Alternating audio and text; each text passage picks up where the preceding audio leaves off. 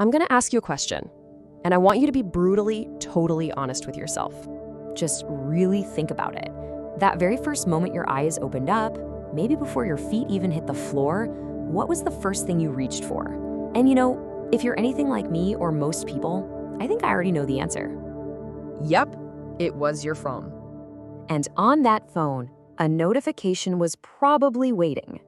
A message, an email, some kind of update from the outside world, just pulling you in before you were even really awake. Okay, so let's go a little deeper. With that morning routine in mind, ask yourself this.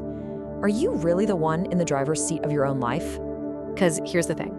If the very first thing you do is react to someone else's agenda, you're not actually starting your day. You're starting theirs.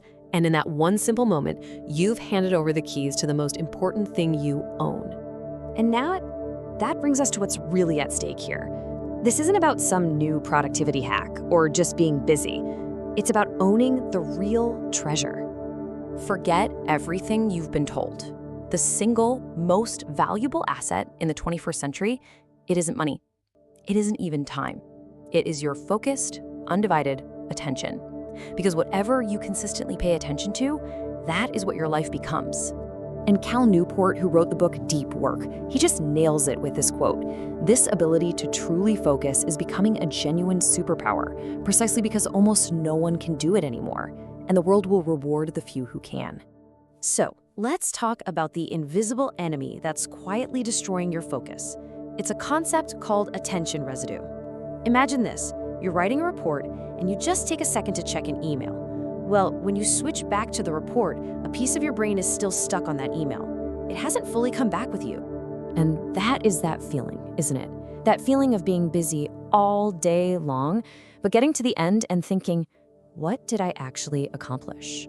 You were working, sure, but your brain was fragmented, scattered across a dozen different things, never giving its full power to any of them. So what's the antidote to this constant distraction, this mental fog? It's not about working harder or longer. It's about developing a superpower. Let's just break it down side by side.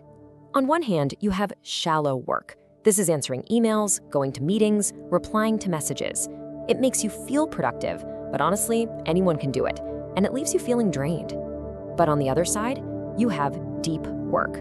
This is when you're focused, single-tasking on something that demands real thought. It's hard, it's rare, and it leads to this profound sense of real accomplishment. Now, I gotta be honest with you. This path, it's not easy. There's a reason so few people actually do it. It means facing something that our modern world has trained us to constantly run away from. Deep work is uncomfortable at first. It really is. When you finally shut off all the noise, you're left alone with your own thoughts. And that can feel boring, a little weird even. And that's the exact moment most people give up and instinctively reach for their phone to get a quick hit of distraction. But that discomfort, that initial boredom, that's the price of admission. If you can just sit with it, just for a little while, everything changes on the other side. The rewards aren't just big, they're life-changing. First, you gain the ability to learn hard things and learn them fast. High-income skills like coding or becoming a great writer or developing a business strategy. You just can't learn those while scrolling Instagram. Deep work is like a learning accelerator. Second, you start to produce work at an elite level. In a world that is just drowning in noise and mediocrity, focused, high-quality work makes you stand out. It makes you rare, and that makes you incredibly valuable. And finally, and this might be the most important reward of all, you feel a deep, genuine satisfaction. Shallow work exhausts you. Deep work, it actually energizes you.